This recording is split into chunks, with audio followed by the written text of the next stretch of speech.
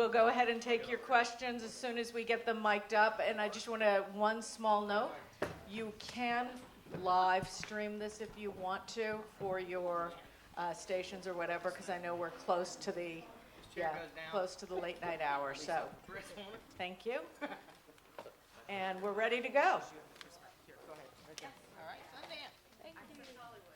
Sundance. Congratulations from the New Music Buzz over here in the front. Name and affiliation, please. Yeah, Chanel from the New Music Buzz. Sundance, congratulations. It's been so wonderful speaking to you these past few weeks. We're so happy for you. And Blake, congratulations as well on another win. Are you going to work together now to create the next chapter of Sundance's career? Is that to me? Yes. I hope so. The thing that happens that I've found out in the years past is, he just won a record deal. He's won a record contract, which congratulations. But when that happens, all of the control pretty much goes out of my hands. The only control that I really have from this point on is whatever Sundance would want to hand over to me, or just ask me about it. And I hope we keep our relationship as strong as it has been, because I think now more than ever, our relationship means more now than it ever will, because this is where it gets tough, and it's not been easy for people in the past. I think Sundance is the guy that can break that mold. Clearly, he's done it already, by winning this thing. It wasn't easy. There's nobody else like Sundance out there, and that's my favorite thing about him. I think the first thing that we had to figure out with Sundance, he's got to figure out is where he fits in musically. The thing is, his fan base and his talent, there's no beginning and there's no end. He can do anything he wants to do, and that's what he's got to figure out. I think the most important thing is to take a minute, not very long, but take a minute here and figure out what he wants to do musically, and then move forward from there. I got a feeling he wants to tomorrow start making his album and get out on the road, but I think and that's fine. But I think when it comes to genre and music and albums and stuff, I hope he takes at least 3 or 4 weeks here to really be sure he knows what direction he wants to go in, because unlike anybody else who's ever won this show, there's so many options for Sundance. I'm sorry I took so long. Thank you, Blake. There's a lot to say about this guy. Blake, Shelton, and Sundance, congratulations. How sweet is this victory for you both? And also, Blake, this is your 5th win. How does it feel to beat Adam, who had 2 artists left and he still lost? Well, I'll let Sundance answer first, because this is your second go around at a competition like this. So talk about it for a minute, and then I'll answer. Well, the first time that I tried something like this, I wasn't very good at it, and it took a lot of life to really figure out who I was as a singer and artist, and a beautiful woman to show me the ways. And I'm just really thankful to have the opportunity to make music and possibly be able to touch people's life for the better, for the greater good, through song. That's been really important to me the whole time. I want to have a positive message and sing music that my 2-year-old could listen to, or my grandma could listen to. I don't want to sing anything that's offensive, or I just want to have positive music and make positive records, and be a positive person in the world if I can be, and that's my whole goal. The second half of your question was me beating Adam?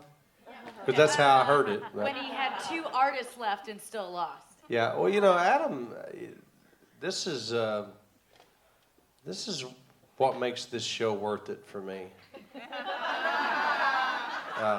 Because I suffer as a coach a lot, because I get attached to these artists, and I see them go away, one by one.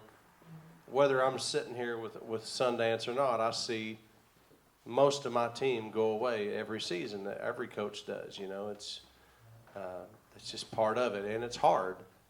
But to see the sadness on Adam's face, that's the thing that puts the drive and the smile back on my face. And to know that Adam had two artists, and by the way, they're both incredible, and both great guys, by the way. It's not about them. I'm happy for them, but I'm really happy that I was able to be the coach that coached the winner, and Adam was not. Hey, Blake and Sundance, Sophie Entertainment Tonight. Follow up on that, did you have any side bets with Adam this season?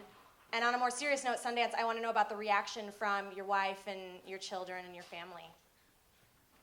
Well, they just walked in, and they're right Adam over over there.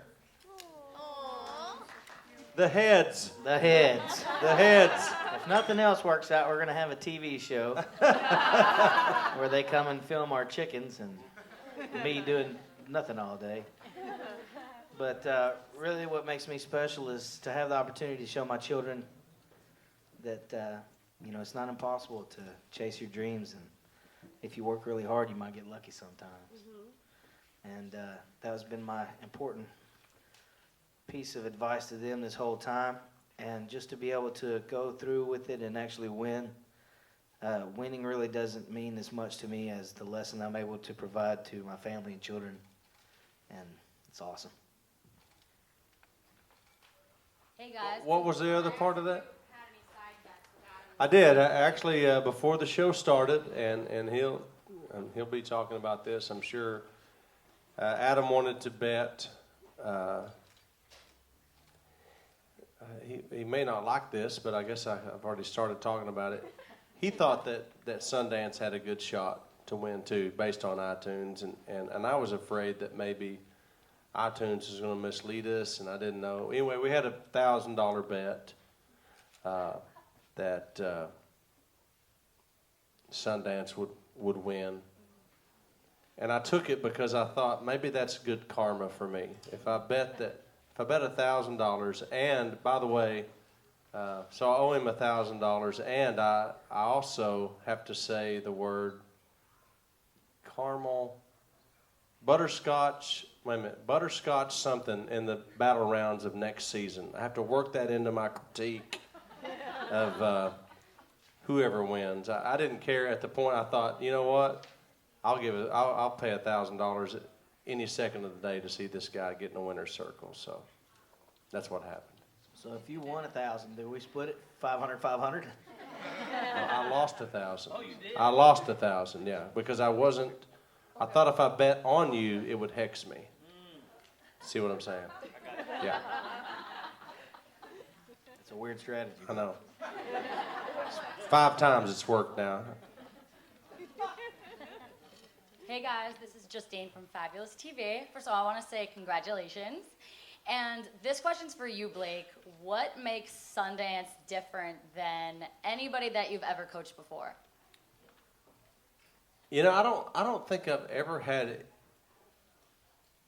First of all, I've never had anybody that doesn't fit in one genre or another. And the only reason I say that, let me rephrase that. Sundance fits in a lot of genres, and mostly anybody that any of us work with fit into one category or another. And Sundance is in a unique situation here because look at him. He's as country as it gets. Tall and handsome, just like Blake. But if you listen to him, he's still country. He's very soulful, and he's very bluesy, and he's got this incredible range, and he's got this undeniable talent, and he's got the world at his fingertips right now musically. And now the most important thing is he has everybody's attention. And so whatever his next step is musically, everybody's going to be paying attention to. And when you combine that that opportunity, that level of eyeballs with his level of talent, it's exciting. I think, I think we're in a position here at The Voice that, Sundance could deliver a really important album for the music industry and for this television show, and that would be exciting. Please do that. I would love to make a record that would stand the test of time. Yeah, do it. A couple of good songs. You know any good songwriters? You have the number one song in the damn country right now, so. I wouldn't that have you bring that wrote, up. so, okay. Yeah. Hi guys, I'm Jennifer with Generation. My question is, I've yet to see any of the contestants collaborate with one of the judges. Would you guys maybe consider collaborating together? I've actually have collaborated in the past with some of my artists on their albums and actually on my albums. And I love it. Oh my God. The worst thing about singing with Sundance is he exposes you for the mediocrity that you possess, in my situation anyway. So, but I would be honored. No matter if it's his album or my album, of course, I would. This guy's important to me for lots of reasons. He's important to me for this television show, and he's important to me for the music industry, and he's important to me because he's a guy that deserves this. And so if I can offer anything, if that means something on one of his records, damn right I'll do. Would you My like God, that, Sundance? hell yeah. Yeah, I think we need to have a TV show where they pay us to go do a bunch of dumb stuff in the woods and film it. And we can play music. To this a moment ago. I remember you on the other show, American Idol, 9 years ago, and you just said you didn't think you were that good on it. What was the difference between that experience in terms of your readiness and now, like what made you ready now? And what was the difference between the two experiences? Well, the difference was 9 years of life, I have Was it 9 years? 9 years ago. I got married. I have a beautiful wife. She's provided me with 3 beautiful children, and things change. She is really good looking. Now that you say it. I'm not to embarrass you, but you're really. She married pretty up. girl. You don't have to tell her that, Blake. She knows that. That's a joke, guys. It's a joke. Take one look at her, I'm kidding. So, anyway, man, I just had to live a little bit and become a better person. And my wife and I have been playing a lot the last 5 years in Texas, trying to figure out how we could, get recognized. And we've been working really hard. And I mean, we just worked really hard together to achieve this dream. And it's really been her motivation that's gotten me up here to this point right now. I can't tell you how much she means to me and how thankful I am that she's here in my life. And really the difference was probably her, not me at all. So there's your answer. Real quick follow-up. Did you have any trepidation about doing the TV competition thing again? I didn't want to do it. The reason I didn't want to do it is because I was scared of the failure. I knew that if I came out here and tried out for this show and made it on and then got bumped off, I couldn't really go back to Texas and sell myself to radio and that whole red dirt scene, which is a really tight circuit to even get into. So I knew that there was a large risk, maybe that I just would have to give it up, period, But after discussing it with my wife and doing a lot of praying on it, I decided to do that, to go ahead and try out. And I used my children as my motivation to let them see that, I'm a 38-year-old man, but if you believe in a dream and you work hard to try to achieve it, then, anything is possible. Just never give up on your passions as a great lesson I think we can all learn here. It's about that simple.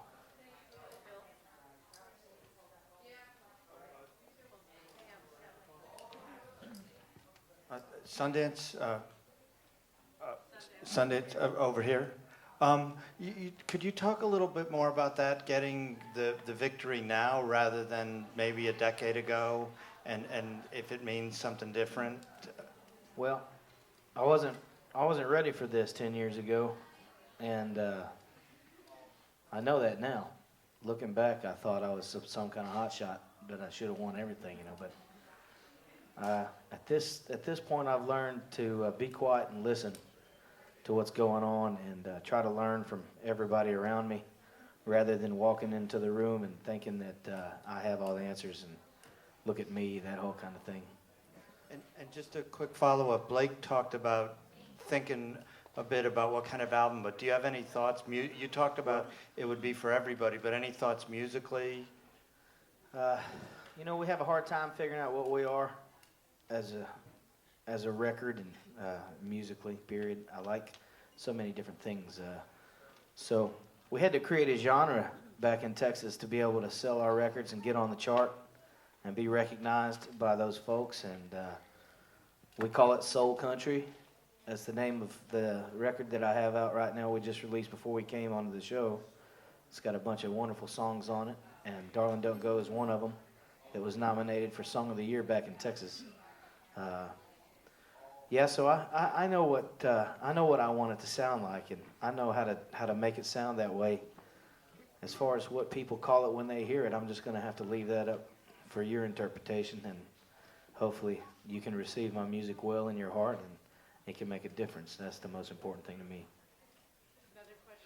Hi, Blake. Hi, this question is for Blake. Congratulations for both of you. I think I can speak for a lot of us when we were watching the show backstage, and Blake, the bit you did with Miley where you were dressing up and she was wearing the exact same thing. Can you talk about what went into that? Whose idea was that? Who convinced you to do that? There's a producer that works on the show named Lee Metzger, who I'm going to kill,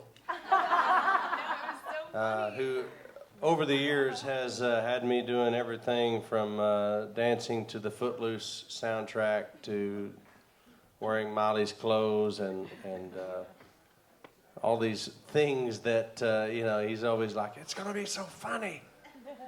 And he knows that I drink, and he knows how to time it also, as far as within the day.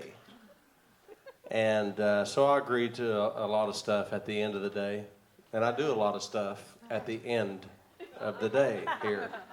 And it airs on national television. And I hope you like it, by the way, because it could be the difference in whether he lives or not. That's it. Okay, he'll make it another year then. So, yeah.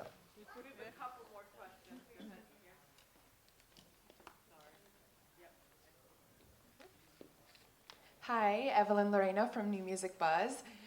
This is kind of a musical question for both of you. Sundance, I'm interested in hearing from you what unexpected genre that people wouldn't expect from you would you want to explore or work with in the future, or even an artist? And Blake, what would you like to see from Sundance? That's a good question. I think I'll start off by just telling you all this right now before we go any further with anything, is that the most important thing to me is to create music that when you listen to it, you know it's Sundance Head. Whatever you decide that it is going to be up to you guys, but I really want to have the opportunity to write songs, create records, and I don't want to have to be put into a genre, as it were. I would just like to make great music, and that's always been my goal, and that's what we've always tried to do. And I hope that the record label is going to see that I do have a view on the way things I think should be for me, and everything that I do, every decision that I make it with my wife and my family, and that's the most important thing to me. And just want to make music that you enjoy. That's about it. I wouldn't have a problem making a record that would have a Cajun song on it, and then maybe a bluegrass song, maybe a blues song. I know that the record labels want you to pick something and stick to it, and let's be honest, I'll do whatever they say. But I just want to let you guys know where I'm at in my heart, which is I just want you to be able to hear a song on the radio, and I don't care if you're listening to a country station, a gospel station, or an R&B station, and know right away that that's Sundance Head. That's my goal. Hey guys, over here. Mertz from Inside Pulse. This question is for both of you. Sorry, it was hard to notice you back there, but now I see you. Yeah. You remember me from the karaoke. Yeah. Got you now. So Sundance, was there a moment when you realized you had this thing won? And similar to you, Blake, was there a moment when you realized Sundance had this thing won? I thought for sure that Way was going to win. I've been pulling for her the whole time. I think that she's extremely talented, and if there's any way that I could work with her in the future, I would love to be able to do that. She's got a wonderful family. I've spent a lot of time with her dad, Mac, who's one of the most amazing people in the world. So I thought she was going to win. I voted for her last night 10 times. My moment was, and I had this question earlier, when Adam came to me and said, "I bet you Sundance is going to win," and I took the bet because I realized, like, wow, if he's this, because he's so competitive, I thought, I'm taking this bet because I can't lose here either. If Sundance wins, if I got to give $1,000, you damn right I'll give that. If he doesn't win, at least I got $1,000 out of it. So I'm $1,000 poorer, but I'm sitting here next to the winner of The Voice, and that's pretty exciting. So. Right here, hey, from Sundance's hometown station in Houston. First of all, you know how proud we are of you. Question for both of you. First, Sundance. You know, your father was an incredible performer. You and Blake got to do that duet yesterday. Talk about your family legacy and what this win means for that, and for the Porter area, for those who don't know that much about it. And Blake, out of your 5 wins, he's your second one from the Houston area. Danielle Bradbury was another win. You also brought Jake Worthington to the finals as well. Talk about your connection with those artists and from that Houston area. Well, for me, I'm just really proud to be able to be in the music business and do anything that may be impactful. I've always looked up to my dad and everything he's achieved in life, and to be able to have that opportunity just to make him happy yesterday, doing that song with Blake, it was really an amazing thing for me, and I'm really thankful that NBC and The Voice would give me that platform. And he's brought so much happiness to people's lives throughout the years, and so it's just really special for me to be able to do that. And as far as the music goes, man, I really don't know anything else. My kids, they're already picking on guitars and singing and making videos and stuff, so it's a tough life, when you're growing up and you want to be a famous artist. Most of the time you're a carny, and then you might get lucky like I did this summer and find some way to put your head above the water. It's about that simple. Before I answer your question, how much longer till your kids can audition for the show? Because that's the first thing I thought of. You could be 13 now and audition for this show, so I want to have the first shot Levi's got at 3 his years. kids, for God's sakes. It's no surprise to me that there's been several artists, even besides the ones that you mentioned that are from that Houston area. I think you mentioned Danielle and Jake and now Sundance, but Ray Lynn's from down in that area, and there's been actually several. And I don't really know anything other than to say that I definitely feel a connection with Houston. I have since the day I decided that I wanted to be a country singer. One of my dreams in life was to be an artist that sang at the Houston Rodeo. That was like, you knew you made it as a country singer if you got to perform at the Houston Rodeo. Like, in fact, you failed.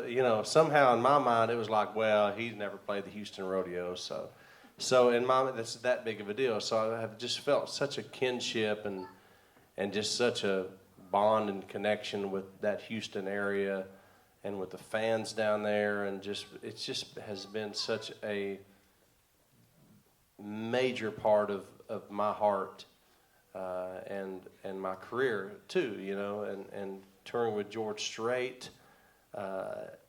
It's like to play with George Strait in Houston literally will change your life. Like it will change your life, period, you know, and I got the chance to do that. And there's just been so many pivotal moments in my life that revolve around Houston that are a big deal to me. And now this is another one, you know. It's so cool. There's a lot of great music in the area down there, East Montgomery County and Houston, Spring and Cypress, and I know a bunch of wonderful musicians, great songwriters, and I'd love nothing more than to have the opportunity to bring some attention down to that area and let some of these guys get out and be heard, because there's some really good stuff going on down there. That's what this guy just won The Voice, and that's the first thing on his mind, is trying to bring attention to some of those artists down there. That's what I love about Sundance. We have time for one last question, Ruben. All right, Ruben J. from Headlines Tonight. Blake, if you can, real quickly, comment on Gwen returning for season 12 and what you're going to miss about Miley next season. Oh gosh, Miley not being here for a season now is like not having a rainbow after rain. Yeah, I mean, it's like, it's unbelievable, you know. She's brought so much to the show. And that's the thing about these coaches coming in and out, you know. It sucks. I mean, look, at this point, I wish we could have, 16 coaches or however many we've had over the years. There's not been one coach. I can honestly, from the bottom of my heart, say there's not been one coach who's come and gone that I don't miss and that I don't have a lifelong friendship with now. And a lot of which I've recorded with. I mean, if you would have told me 4 or 5 years ago that I would have a record with Shakira or Christina Aguilera or Gwen Stefani, like, it's unbelievable what this show does. Not just for the artists that participate, but for the coaches, you know. And maybe I'm being selfish. Maybe mostly me. I don't know. But and Miley is just another one of those where it's like, golly, can we just have a 5th seat, you know? And the reason I say that is because you're damn right I want Gwen to come back, you know. I mean, for obvious reasons, but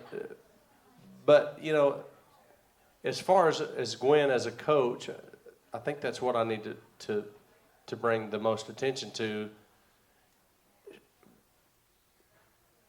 There's never been a coach that represents the style of music that Gwen does. You know, she has a background in ska music, we all know that, and then she was able to transition from that into pop music, and I guarantee you nobody in this room can really compare her to anybody else. And that's what's important about her as an artist to the music industry, and that's what's really important about her as a coach on The Voice, you know. And I'd like to sit here and tell you that, I'm a powerful guy, but I had nothing to do with her coming back as a coach. That has to do with people way above me, and obviously we're both excited and high-fiving and partying about it when we got the news, but that's all. That's because Gwen is special, you know, and she deserves this. And if that's the last question, by the way, I would like to say one more thing here before we get out of here, because I think it's important. I want to personally issue a challenge to Universal Records. This is season 11 of The Voice, and I'm sitting here right now next to a guy who has won over America's hearts. He's so popular. It's unbelievable. No matter where I go, whether I'm in Los Angeles, whether I'm in Oklahoma, Nashville, it doesn't matter. People talk to me about Sundance Head. He has proven that he sells tons of music. His biggest selling song, arguably, is going to be the song that he wrote by himself. I hope that we can all come together, meaning us and Universal Records. This is the guy that I think can break the mold and become a star out of this show. I hope, and I give my word that I'll put my work in, and I know he will. This guy deserves to be a star, and there's no excuses anymore. we need to make the record and put the work behind it that he deserves to have this success that he deserves. And that has to start with Universal Records and getting involved and getting behind him.